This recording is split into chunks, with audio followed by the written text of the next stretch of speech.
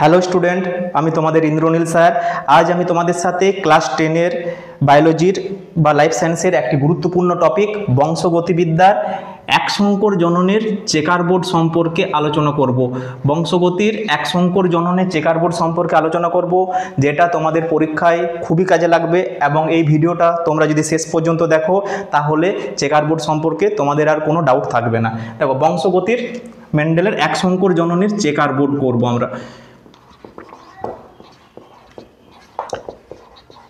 এক সংকর জনন, তাহলে এক সংকর জনন কাকে বলে? এক সংকর জনন মানে হচ্ছে যে এক জোড়া বিপরীত বৈশিষ্ট্যের মধ্যে যদি ক্রস ঘটানো হয় বা নিষেক ঘটানো হয়। তাহলে মেন্ডেলের আমরা 7 জোড়া বৈশিষ্ট্য জানি, তার মধ্যে যদি এক জোড়া বৈশিষ্ট্য নিই, ধরলাম সাপোজ কাণ্ডের দৈর্ঘ্য, তাহলে কাণ্ডের দৈর্ঘ্যর মধ্যে কি হয়? প্রকট বৈশিষ্ট্য লম্বা এবং প্রচ্ছন্ন বৈশিষ্ট্য বেটে। তাহলে কি আমরা প্রথমে কি করব? আমরা পি জনু বা জনিত্র জনু নেব। প্রথমে আমরা কি করব? পি জনু, পি জনুর প্রকট এবং প্রচ্ছন্ন, পি জনুর প্রকটকে নেব এবং প্রচ্ছন্ন বৈশিষ্ট্যকে নেব। প্রকট আর প্রচ্ছন্ন কাকে বলে? প্রকট মানে হচ্ছে প্রথম অপত্য বংশে যে বৈশিষ্ট্যটি প্রকাশ পাবে সেটা হবে প্রকট, এবং প্রকট বৈশিষ্ট্য কি করবে? প্রচ্ছন্নকে চাপা দিবে, মানে যে বৈশিষ্ট্যটি প্রকাশ পাবে না। তাহলে পি জনুর কাণ্ডের দৈর্ঘ্যের একটা বৈশিষ্ট্য লম্বা এবং প্রচ্ছন্ন বৈশিষ্ট্য হচ্ছে বেঁটে। তাহলে আমাদের সংজ্ঞা অনুযায়ী কি হলো? যে এদের দুজনের মধ্যে যদি ক্রস ঘটানো হয়, নিষেক ঘটানো হয়, তাহলে প্রথম অপত্য বংশে কোন বৈশিষ্ট্যটি প্রকাশ পাবে? লম্বা বৈশিষ্ট্যটি প্রকাশ পাবে।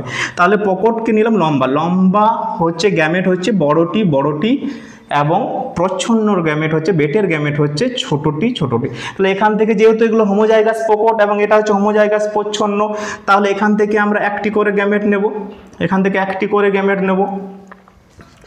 তাহলে এর ক্ষেত্রে হলো বড়টি গ্যামেট এবং ওর ক্ষেত্রে হবে ছোটটি গ্যামেট। এদের মধ্যে সংকরায়ন ঘটানো হবে, এদের মধ্যে সংকরায়ন ঘটানো হলো, এদের মধ্যে সংকরায়ন ঘটানো হলে কি তৈরি হবে? সংকরায়ন ঘটানো হলে তৈরি হবে হোমোজাইগাস প্রকট। কারণ সব সময় প্রকট আর প্রচ্ছন্নর মধ্যে যদি ক্রস হয় তাহলে প্রকট বৈশিষ্ট্যটি প্রকাশ পাবে। তাহলে এখানে কি তৈরি হবে? এখানে তৈরি হবে সংকর লম্বা উদ্ভিদ, এখানে তৈরি হবে সংকর লম্বা উদ্ভিদ, সংকর লম্বা উদ্ভিদ। তাহলে এটা কোন কোন জেনারেশনে? এটা F1 জনুতে, এটা হচ্ছে F1 জনুতে তৈরি হবে সংকর লম্বা উদ্ভিদ। তাহলে তোমরা এখান অবধি স্ক্রিনশট নিয়ে নাও, তারপরেরটা আমি দেখাচ্ছি।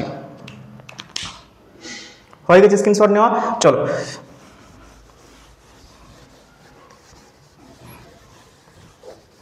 এবার দেখো, এবার সংকর লম্বা উদ্ভিদ, আমরা সংকর লম্বা উদ্ভিদ পেলাম বড়টি ছোটটি।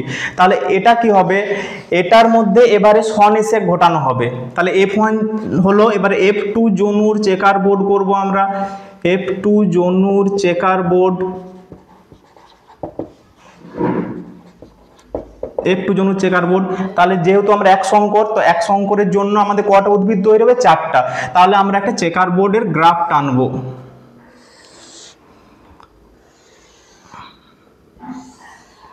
তাহলে আমরা 4টা ঘর করে নেব। দেখো, এখানে আমরা কি করব? এটা হচ্ছে মেল গ্যামেটের সাইন আর এটা হচ্ছে ফিমেল গ্যামেটের সাইন। যেহেতু এটা এদের মধ্যে স্বনিষেক ঘটানো হলো, তাহলে এই ক্ষেত্রেও কি দেবো? এদিকেও এক দেবো আমরা, কি তৈরি হচ্ছে? সংকর লম্বা, আর এইখানেও সংকর লম্বার গ্যামেট দিলাম। এবারে কি করব? F2 জন্য চেকার বোর্ড করতে হলে কোনাকুনি আমরা বসাবো, ঠিক আছে? তাহলে এই ঘরটা কি হবে? বড়টি বড়টি, দেখো এটার সাথে এটা, ঠিক আছে? বড়টি বড়টি, এটাতে কি হবে? বড়টি ছোটটি, এই ঘরটাতে কি হবে? বড়টি ছোটটি, এবং এই ঘরটাতে কি হবে? ছোটটি ছোটটি। তাহলে কি হলো? দেখো, F2 জনু চেকার বোর্ডে আমরা কি দেখতে পেলাম? দুটো উদ্ভিদ দেখতে পেলাম, সরি 4টা উদ্ভিদ দেখতে পেলাম। 4টা উদ্ভিদের মধ্যে কি হলো? একটা বিশুদ্ধ লম্বা উদ্ভিদ তৈরি হলো, দুটো সংকর লম্বা এবং একটি বিশুদ্ধ বেটে তৈরি হলো। তো আমরা লাস্টে কি করব? সেই অনুপাতটি আমরা লিখে দেবো। সেই অনুপাতটা কি লিখবো?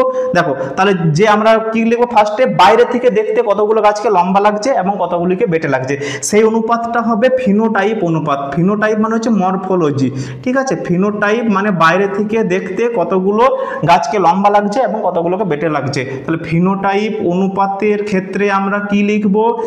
দেখো কতগুলো কি বললাম? বাইরে থেকে দেখতে কতগুলো লম্বা লাগছে, একটা, দুটো এবং তিনটা, তাহলে কি হবে ফিনোটাইপ অনুপাত হবে 3:1। এবং এবার এর যদি জিনের অ্যানালাইজ করি, মানে ভিতরে কার কত আলাদা ধরনের জিন আছে, তাহলে সেটাকে বলবো আমরা জিনোটাইপ অনুপাত, সেটাকে বলবো জিনোটাইপ অনুপাত। তাহলে এদের ক্ষেত্রে জিনোটাইপ অনুপাত কি হলো, দেখো একটা বিশুদ্ধ লম্বা, দুটো সংকর লম্বা এবং একটি বিশুদ্ধ বেটে, তাহলে জিনোটাইপ অনুপাত কি হবে 1:2:1। তাহলে দেখো এটাই হলো মেন্ডেলের এক সংকর জননের চেকার বোর্ড। তোমাদের পরীক্ষায় পড়লে এরকম ভাবে করলে তোমরা ফুল নাম্বার পাবে। আশা করি তোমাদের ভিডিওটা দেখার পর আর কোনো ডাউট থাকবে না। যদি ভালো লাগে তাহলে অবশ্যই ভিডিওটা একটা লাইক দেবে এবং আমার চ্যানেলটি সাবস্ক্রাইব করবে এবং বন্ধুদের সাথে শেয়ার করবে। Thank you.